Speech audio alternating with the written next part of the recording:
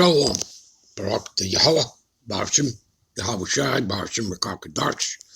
All praises and glories definitely due, especially in the times we're living in. Much honors and respects to the apostles and others, a great millstone, and to all the brothers out there doing this work in sincerity and truth, rightfully dividing the word of truth. I say Shalom. All right, I'm going to title this lesson Vengeance, Fire, and Judgment, because that's what the Lord is coming with. So without further ado, we're going to get right into it. I'm going to start here in Matthew 10, the 10th chapter. I'll start at 34th verse. Think not that I have come to send peace on the earth. You got that, people? You got that for all you people out there, whose minds have been perverted, and corrupted with this nonsense that the Lord is all about love and that everybody's going to be saved? Sorry, not scriptural. All right? That's falsehood. All right? So take it up with your popes, your cardinals, your bishops, your priests, your pastors, your ministers, whatever self-imposed titles they go by. All right? Because the Lord is only coming back for the elect of Israel, which are scattered in the four corners of the earth, as you read in Matthew 24:31. And he shall send his angels at the sound of the trumpet to gather who? His elect. What backs it up that it's talking about the elect of Israel? Try Isaiah 45:4, Isaiah 45:17, Matthews 1:21. All right? And I can go on and on and on. Okay? What is that? Deuteronomy 32:9. Jacob is the lot of the Lord's inheritance. Yeah, who's Jacob? The 12 tribes of Israel. All right? And many precepts, people, that keep proving it.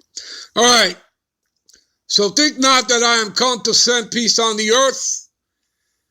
I came not to send peace, but a sword. You see that? And that sword is furbished. Yeah. Like we read in Ezekiel, 21st chapter, starting around, I believe, what is that? Around the 9th verse there. And read on down. Okay, and that's particularly meant for 2/3 of Israelites, that particular sword. But again, we read that also, what is that, in Isaiah 13, at the 15th verse, right? That those 2/3 that are joined onto Esau, or the other heathens and their the falsehood of these man-religious ideologies or philosophies, well, you're also going to be thrust through with the sword for being joined onto them. All right? Verse 35, for I am come to set a man at variance against his father and the daughter, and against her mother, and the daughter-in-law against her mother-in-law. You see that? And a man's foe shall be they of his own household. You see that? How you like that? All right. All right. And again, what can we attach to this, right? What does it say in Isaiah 19:2? Kingdom against kingdom, nation against nation, right? How can Satan cast out Satan, right? A house divided cannot stand. It has its end. Do you understand? Because this is about bringing in Yahweh's kingdom. All right? All right. Let's jump to 2 Thessalonians 1:6. Matter of fact, give me a minute, though. Let me take you to a precept here as well. All right. to go along with this, that the Lord is coming with a sword. He's also, right? He's coming with fire. All right, give me a minute. What does it say here? Luke 12:49. I am come to send fire on the earth. And what will I if it already be kindled? You see that? And remember that the Lord is a consuming fire. All right, Hebrews 12:29. All right, now let's go to Thessalonians. All right. Let's see here, 2 Thessalonians 1:6. Seeing it is a righteous thing with the Most High to recompense tribulation to them that trouble you. Well, who are those that troubled us? Well, the Lord has a hit list, right? Psalms 83, right? We have a hit list here. Psalms 83. All right? We'll pick it up at verse 2. For lo, thy enemies make a tumult. It's going to give us the list of enemies as we read on down. Tumult is an uproar, a noise. All right? You know, as we read, what is that? Why do the heathen rage? Right? Yeah. Mm-hmm. And they that hate thee have lifted up the head. Yeah, their pride, right? They're prideful. Particularly Esau, right? It's all over the scriptures. Verse 3, they have taken crafty counsel against thy people and consulted against thy hidden ones. Who's thy people and thy hidden ones? Yeah, the Israelites, you Negro Latinos and Native Americans that make up the 12 tribes. It's all right for them to be the Israelites, okay? But when it comes to the Negro Latino and Native Americans, oh no, we're not the Israelites. But we know the truth, right? From the scriptures, from circular history, we know the truth, right? What does it say in Hosea 1:10, right? Where it is said, ye are not my people, there it shall be said unto them that ye are the sons of the living God power of Yahweh Bashim Yahushai, right? So we know. All right, and they know who we are. They've always known that.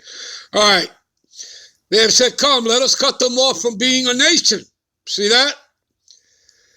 And that the name Israel may be no more in remembrance. For they have consulted together with one consent, they are confederate against thee. To be confederate means they have an alliance, an agreement. You understand that? All the nations, all right? So that we don't come back into power. Now, again, they can say what they want. They may have gotten away with it, but that's a fulfillment of prophecy. Okay? But is that the way that it's going to remain? Of course not. We know that Yahushua is on his way back with thousands upon thousands of angels to what? To take Esau, Edom down, destroy his military. All right? Of course. He's going to destroy the other nations and their military, but first he's going to use them to send ICBMs, all right, that thermonuclear fire to destroy America, Babylon the Great, and then he's going to deal with them. All right? And that's all scriptural, people. That's all prophecy. All right? And that's a lesson for another time. All right. So it gives us here a hit list, right? Again, for they have consulted together with one consent, they are confederate against thee. Against who? You Negro, Latinos, and Native Americans that make up 12 tribes of Israel. All right? There you go. And it says here, the tabernacles of Edom. You see that? That's at the top of the hit list, right? The Edomite, the white man. The Ishmaelites, those are the Arabs, right? We know the story, right? You know, taking our brothers and sisters out of West Africa, right? Kidnapping them, putting them into chains, right? You had African tribes, Hamites, selling them to the Ishmaelites, right? The Arabs, and to the Edomites. We read this right there in Joel, the 3rd chapter. Okay, of course, you won't see the word Edomite there. They use the word Grecians, right? Because the Edomites, after they conquered all of Europe, starting with, Alexander the Great and his father, King Philip the Macedonian, right? They call themselves by the lands they conquered, do they not? Right? Psalms 49:11, right? So they call themselves the Greeks, they call themselves the Romans, they call themselves Europeans, right? All right, I believe you people get the point, all right? It's all scriptural, and it's also in circular history, all right? So Moab is the Chinese, all right? The Hagarenes, that's an African tribe, Hamites. Jebel, Ammonites are the Japanese. Amalek, the head tribe of the Edomites, the international banking families, your Rothschilds, your Oppenheimers, your Rockefellers, right, etc., etc. Okay, 13 families in all. All right, that's your cabal, your shadow government. All right, and every government that you see up, all right, is nothing but a puppet government set up by the international banking families. And most of that work was done after World War II. That's why they've been able to get away with everything that they get away with, people. But that's why you see the people in the uproars, all right, all over the place, the uprisings, people fighting against their governments. All right, the Philistines, again, the Palestinians, they go back to the Canaanites. Okay, that goes back to the Hamites. You understand that? All right? And so on and so forth. Sure, the Assyrians, all right, also joined with them. And they have hope in the children. All right. All right, let's see. What else did we want to go to here? All right, let's go to Nahum 1, 2, and 3. Give me a minute. All right, this is Nahum 1. Verse 2 and 3, all right, and then we're going to end it and come back with part 2, all right? So it says here, the Most High is jealous. The Lord Yahweh revengeth. The Lord Yahweh revengeth. See, not love, people, revenge. And is furious. And the Lord Yahweh will take vengeance on his adversaries. We just read the hit list, did we not? And he reserveth wrath for his enemies. We're going to have a look at that word when we come back. The Lord Yahweh is slow to anger and great in power, and will not at all acquit the wicked. Let me repeat that. And will not at all acquit the wicked. The Lord Yahweh have his way in the whirlwind, and in the storm, and in the clouds are the dust of his feet. See that? The Most High is not acquitting the wicked at all. And we know that Esau, Edom sits at the top of that hit list. All right, we'll be right back with part 2. Shalom.